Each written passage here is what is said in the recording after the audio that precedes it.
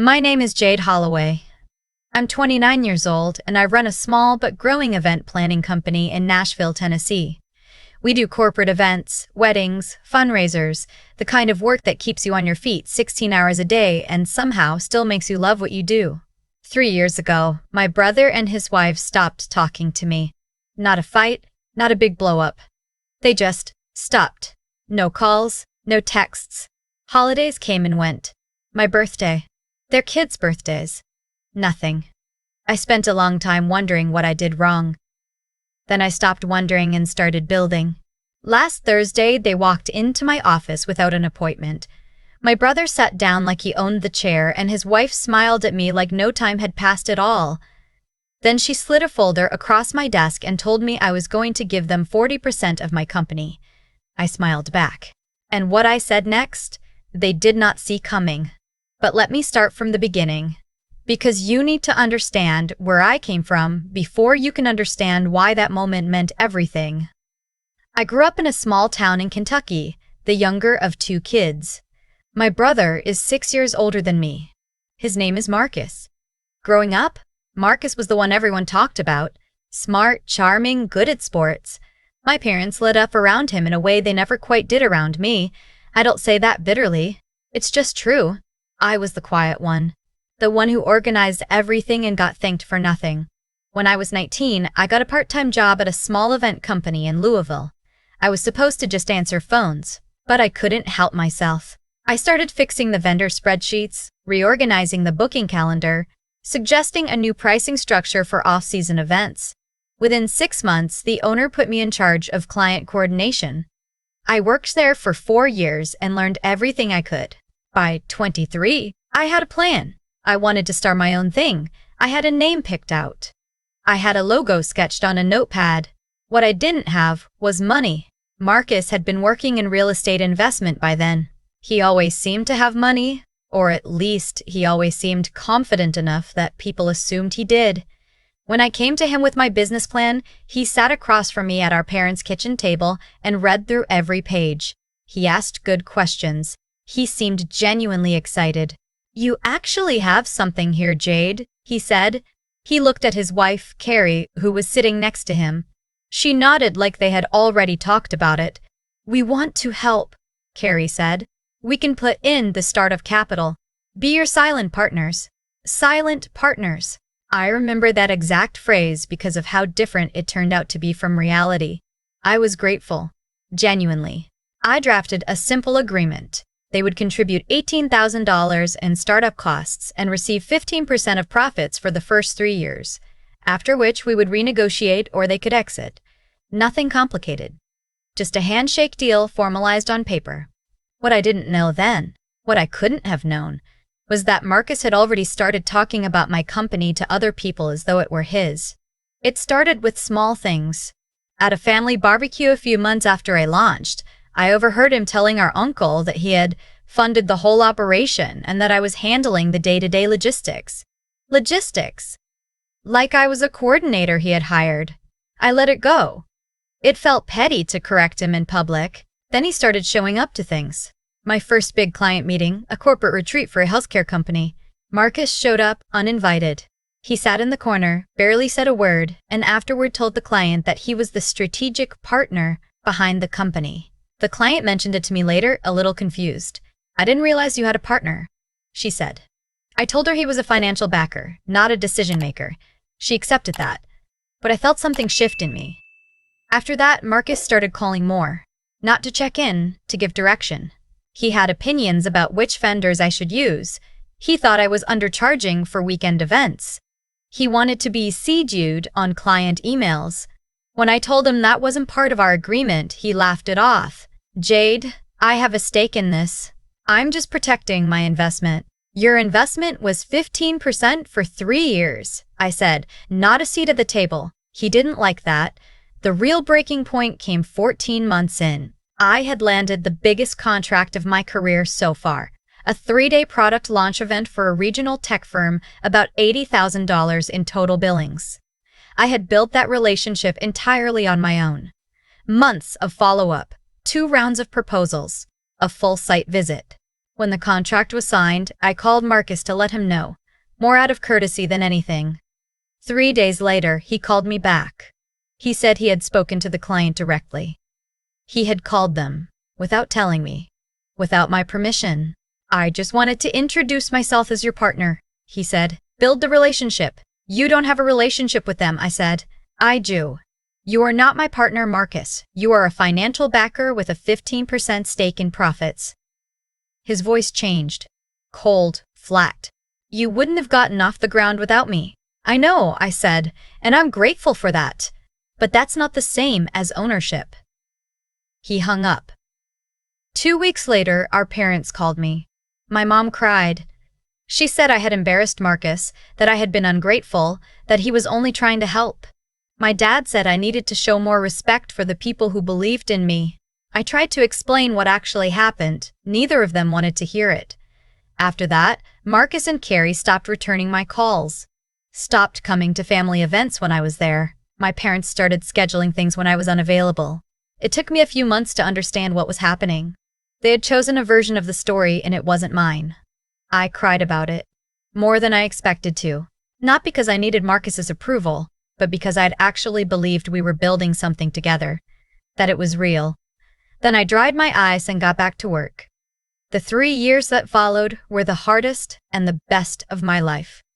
I grew the company on my own. I hired 2 full-time staff. I built relationships with the best vendors in Nashville and eventually expanded into Memphis and Knoxville. I repaid Marcus and Carrie the $18,000 principal plus every cent of their 15% share from profits, the full amount, calculated carefully, deposited to their account with a formal note.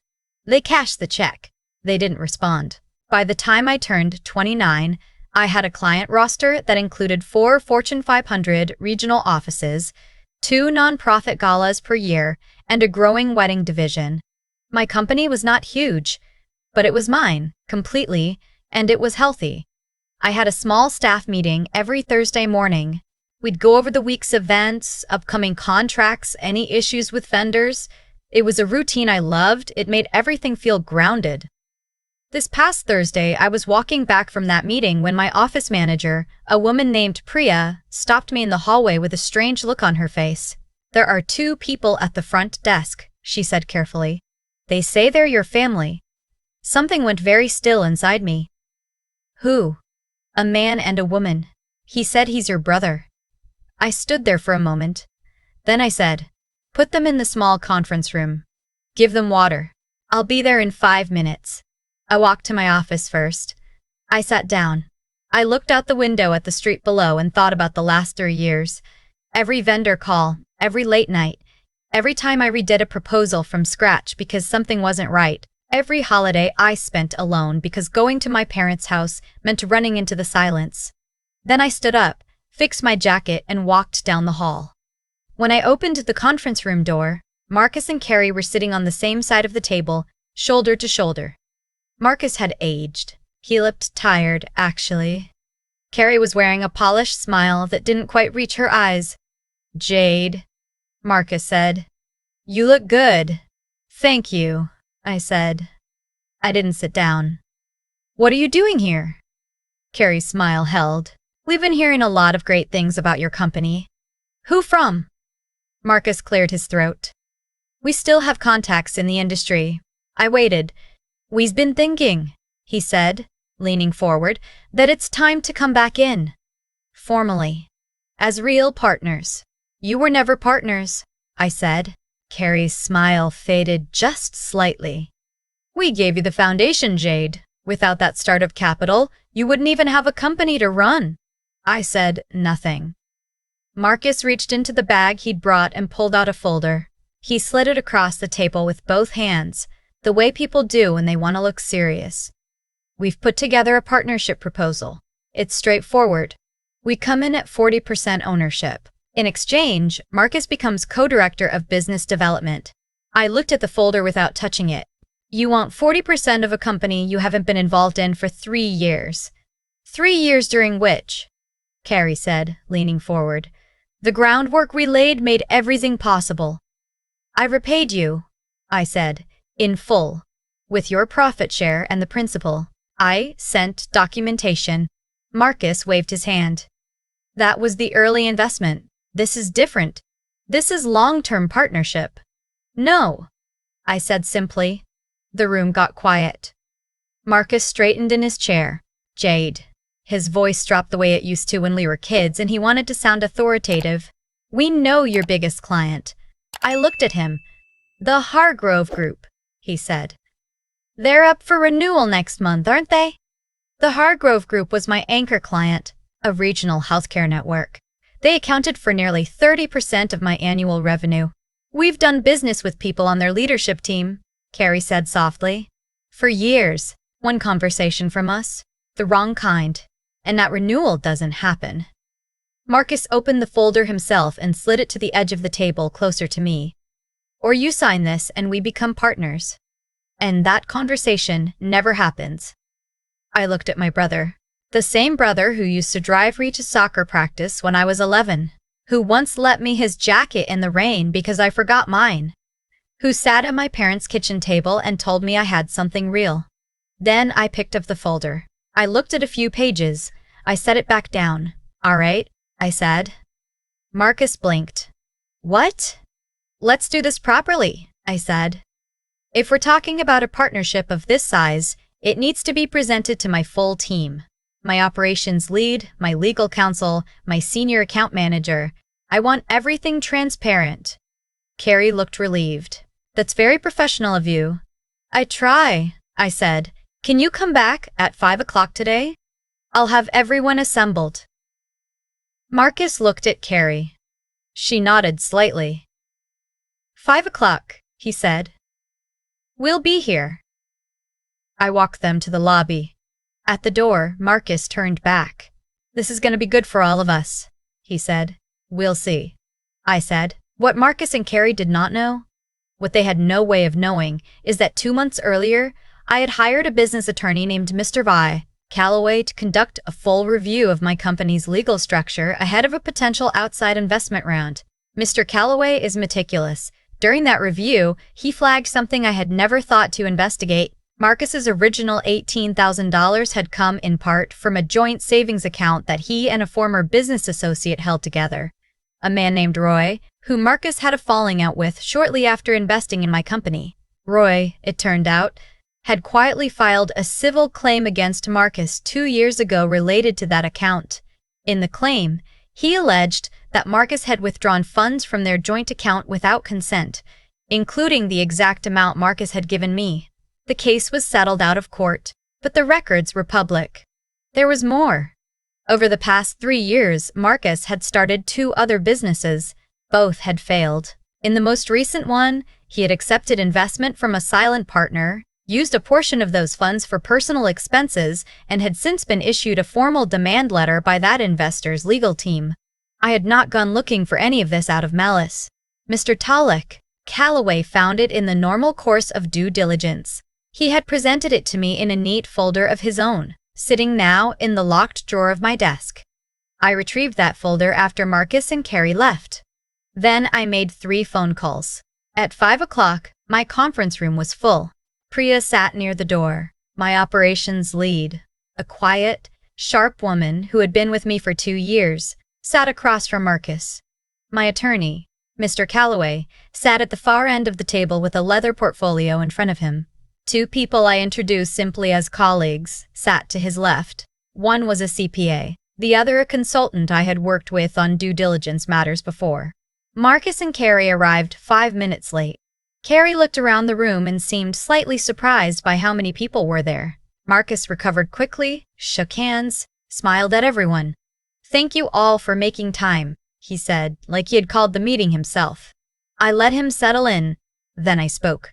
"Marcus has proposed a 40% ownership stake in my company in exchange for a co-director role in business development. I wanted everyone here to evaluate this proposal thoroughly, which means we need to be completely transparent about both parties." Marcus nodded encouragingly. "So," I continued, "I asked Mr. Holloway to prepare a background summary on the proposed partner." Carrie's expression shifted almost imperceptibly. Marcus laughed lightly. "I think that's a bit formal, Jade. We're family." "Yes," I said. Which is exactly why I want everything in the open. Mr. Calloway opened his portfolio without a word and distributed a single stapled document to everyone at the table. He did not narrate it. He let the room read. It was quiet for almost 30 seconds. My operations lead looked up first, then the CPA, then Priya, who had not been given a copy but could see Marcus's face. Marcus's face had changed completely. "Where did you get this?" he said. "Public records," Mr. Calloway said simply. "Civil court filings, business registration databases, and a demand letter your investor's legal counsel filed, which was shared with us as part of due diligence." "That case was settled," Marcus said quickly. "It was," Mr. Calloway agreed. "The settlement doesn't change the record." Carrie put her hand on Marcus's arm. She was looking at the table. My operations lead leaned back slightly. The CPA made a small note. Marcus turned to me. "You did this on purpose." "I did due diligence," I said. "The same thing any responsible business owner does before entering a major partnership." "This is our family," he said. His voice had an edge I recognized. The same edge from that phone call 3 years ago when I told him he wasn't my partner. "You stopped treating this like family the moment you walked in here with a threat," I said. I kept my voice even. "You told me you would contact the Hargrove Group and damage that relationship if I didn't sign over 40% of my company. That conversation happened in this building, with my office manager 30 feet away." Carrie's face went very still. "That's coercion," Mr. Calloway said, addressing no one in particular, in the calm tone of someone stating whether. "Depending on how it's characterized, it may also constitute extortion under Tennessee law." Marcus stood up. "We're leaving." "You can," I said. "But I want to be very clear about something first. This company is mine. I built it. Every client, every vendor relationship, every late night and early morning, that was me. You gave me a loan 3 years ago and I repaid it, every cent. That was the extent of our arrangement." I paused. "The Hargrove Group renewal is in good shape. I confirmed it this morning, and I'll be sending them a brief note this evening to make sure no unsolicited contact from external parties causes any confusion." Marcus looked at me for a long moment. Something moved across his face that I couldn't quite name. Not guilt exactly, but something adjacent to it. "I'm your brother," he said quietly. "I know," I said. "I haven't forgotten that. I thought about it a lot over the past 3 years, actually. Every holiday, every birthday." I let that sit for a second. The door wasn't closed by me. Carrie picked up her bag. She didn't look at me. They left without another word. The room was quiet for a moment after they walked out. My operations lead exhaled slowly. The CPA closed her notebook. Mr. Calloway gathered his documents without ceremony. Priya looked at me from across the table. "Are you okay?" I thought about that question. The honest answer was complicated. I was okay. I was more than okay professionally. The company was safe. The Hargrove renewal was on track. There would be no lawsuit, no partnership, no 40% of anything going anywhere it didn't belong. But the other part of the answer, the part about my brother leaving that room, about my parents who would probably hear a version of this that made me the villain, about the part of me that had spent 3 years quietly hoping someone would just call, that part was not as clean. "Yes," I said. "I'm okay," and I meant it mostly. That night, I sat in my car in the parking garage for a few minutes before driving home. Not crying, just sitting. I thought about the girl who sketched a logo on a notepad, who showed up to her first client meeting 20 minutes early because she was too nervous to wait, who spent her first Thanksgiving alone in a studio apartment eating takeout and reviewing venue contracts because there was no one to spend it with and the work was always there. I thought about how strange it is that the people who are supposed to love you unconditionally are sometimes the ones you have to protect yourself from most carefully. I thought about Marcus, his tired face, the way he said "I'm your brother" like it was supposed to end the argument. He is my brother. That's true. It's also true that he came to my office with a threat. Both of those things can be real at the same time, and neither one cancels the other out. I started the car and pulled out of the garage. I have 2 events this weekend, a corporate anniversary dinner on Saturday and a bridal shower Sunday morning. My team is ready. My vendors are confirmed. The work is good and I'm proud of it. Whatever comes next, I'll handle it. I always do. That part at least I know for certain. I've thought a lot about what that Thursday actually cost me. Not the meeting, not the legal fees, not the time I spent on the phone with Mr. Calloway making sure everything was in order. I mean what it cost me emotionally to sit across from my own brother and treat him like a risk I needed to manage. That's not a comfortable thing to be. It's necessary sometimes, but it isn't comfortable. Here's what I've come to understand about the way things unfolded. None of it happened suddenly. Marcus didn't wake up one morning and decide to be someone who uses threats. I didn't become someone who prepares legal documentation against her own family overnight either. These things build slowly, one small choice at a time. He chose to take credit for my work in front of investors. I chose to draw a line. He chose to interpret my boundary as an attack. I chose to keep working instead of fighting. He chose to come back with a demand instead of an apology. I chose to be ready. Every action in this story, his and mine, had a consequence that followed it as naturally as one season follows another. That's not fate. It's not punishment. It's just the way cause and effect works when you pay attention. What you put into your relationships, your work, your choices, it comes back. Not always quickly, not always in ways you recognize. But it comes back. What I know about resilience now, having built something real from almost nothing, is that it's not about being fearless. I was scared plenty of times over those 3 years. I was scared when I lost a contract I thought I had. I was scared the first time payroll got close. I was scared sitting in that conference room, watching Marcus's face change when he realized what the document said. Resilience isn't the absence of fear. It's continuing to think clearly even when fear is sitting right next to you. And intelligence, real intelligence, isn't just about being clever in the moment. It's about having done the work beforehand so that the moment doesn't catch you unprepared. I didn't outsmart Marcus on Thursday. I had simply taken the time to understand my own company, protect it properly, and ask the right questions months before he ever walked through my door. The preparation looked like intelligence because it was done quietly. The ethics part is the piece I wrestle with most. Did I handle everything the right way? Probably not perfectly. But I know I didn't lie. I didn't threaten anyone. I didn't use power. I didn't legitimately have. And when Marcus said, "I'm your brother," I heard it. I still hear it. It didn't change what I had to do, but I didn't dismiss it either. Holding two true things at once, that someone matters to you and that you still have to protect yourself from them, is one of the harder things a person can do. I'm still learning how to do it without going numb. The door isn't closed. I meant that when I said it in that room. But an open door isn't the same as an unguarded one.